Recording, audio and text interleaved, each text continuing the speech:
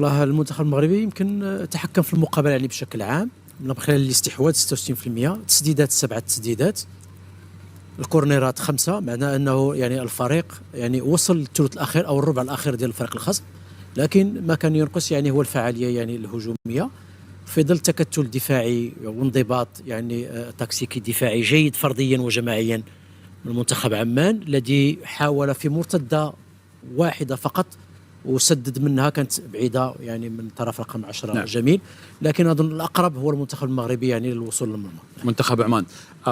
حسام، رايك في الشوط الاول بشكل عام؟ في الشوط الاول لقد لاحظت انه منتخب عمان لقد احسن بعض الاخطاء الذي كان في المباراه الماضيه. في هذه المباراه راينا انه يلعب بسرعه ويلعب بقوه.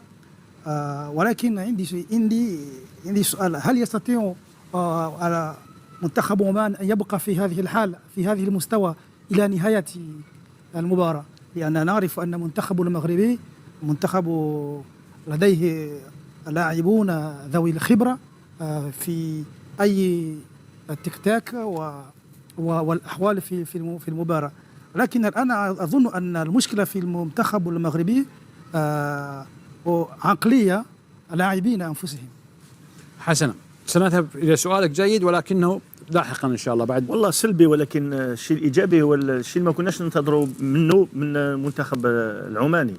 تنظيم جيد، يعني شيء يعني سلبي واحد هو التحول من الحالة الدفاعية للحالة الهجومية، يأخذ وقت كبير، يعني يعطي فرصة للمدافعين وسط ميدان المنتخب المغربي أن يرجع المكان.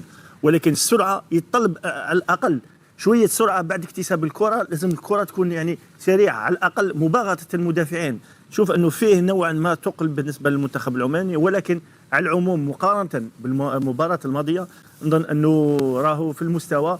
المنتخب المغربي حاول على الأطراف ولكن غير كافي، محاولات ما فيش فرص كبيرة، فرصة واحدة بالنسبة للاعب حمد الله، ولكن مع ذلك ما شفناش أنه، وأنا نقدر نتفهم لأنه فايز في المباراة الأولى يحاول أنه يسير مباراة، يخلي نوعا ما الريتم المنتخب العماني ينقص، بعد ذلك تكون عنده ردة فعل. ولكن احنا كنا ننتظر أنه على الأقل تكون سرعة أكثر بالنسبة للمنتخب المغربي اللي عودنا بها دائما. كابتن، قبل بداية المباراة قلت أن المنتخب المغربي هو اللي راح يسيطر وهو راح يستحوذ وهو كذا. لما جاء المنتخب العماني لعب بشكل جيد ممتاز، عنده الاستحواذ. كابتن قلت نتفهم لأن المنتخب المغربي عنده 3 نقاط، هذا ما مش منطق. أنا كاني قاعد أبخص حق المنتخب الآخر اللي لعب وقاتل وقاعد يعمل حاجة يثبت العكس، إنه في النهاية أنا منتخب قاعد أجتهد. المنتخب المغربي عنده الاستحواذ، عنده الاستحواذ المنتخب المغربي. عنده 70 على 30. معليش، بس من كان الأفضل نوعا ما؟ هذه القصد في نهاية المطاف. فيصل باختصار.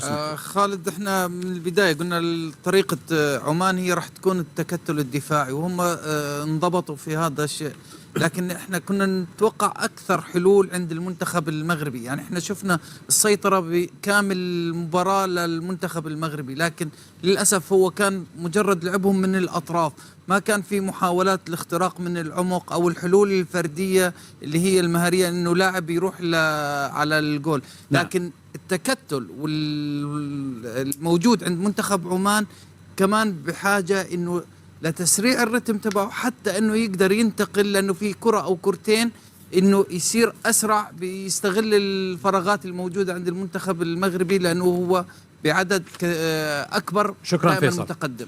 خالد، رأيك في مستوى منتخبك؟ شوف أبو جاسم، منتخبنا مجملا يعني الشوط الأول على التنظيم الدفاعي نجح في الأسلوب، لكن عندنا مشكلة في التحول الهجومي، عندنا فقدان الكرة بكل سهولة. منتخبنا على شكل هجومي ما شفناه أبدا، يعني محتاجين يعني سرعة اتخاذ القرار السليم والصحيح في الأمام يعني. لكن مجملا الشوط الأول كان جيد في التنظيم الدفاعي، دفاعيا دافعنا بشكل جيد يعني، وحدينا من خطورة المنتخب المغربي. دقيقتين. كابتن راضي، الشوط الأول المنتخب العماني على كلام حسام قدم مباراة جيدة، لكن هل ممكن يستطيع أن يصمد في الشوط الثاني لياقيا جسديا؟ تمام، لا يمكن أن نبخس حق المنتخب العماني. قدم شوط ممتاز دفاعيا حقيقة، ما أعطى فرص كثيرة، غلق المنافذ جميعا سواء بالأطراف وبالعمق. في بعض الأحيان يلعب 6 مدافعين، فأعتقد فرض أسلوبه الدفاعي. الفريق المنتخب المغربي أنا أعتقد اليوم نوعا ما اكو استعجال، اكو حيازه، لكن حيازه انا اشوفها سلبيه. اذن المباراه الان هي بين فريق يهاجم وفريق يدافع، ممكن في لحظه من اللحظات تتحول المباراه، ممكن. انا اعتقد هذا الاسلوب الدفاعي ما اعتقد يستمر بفتره طويله اذا صار هدف. المنتخب العماني يلعب على عامل الوقت والزمن، اذا استمر طبعا راح طبعا اعتبرها نقطه ثمينه جدا للمنتخب العماني، لكن صعبه تستمر هذه الحاله. اتمنى طبعا ان الفريق المنتخب العماني ان يفعل الشق الهجومي. الان ماكو فرص حقيقيه، ماكو تحولات سريعه، فرض اسلوب المنتخب العماني بتراجع الكثير. بالدقيقه 28 بدا يتحول المنتخب العماني شوي، فك عن الضغط على نفسه، يتحول تقريبا. انا اعتقد شوط وجهه نظري مثالي للمنتخب العماني، وحيازه غير اعتبرها غير مؤثره وغير ايجابيه للمنتخب المغربي. الشوط الثاني فهد الانصاري، رؤيتك له من خلال الشوط الاول؟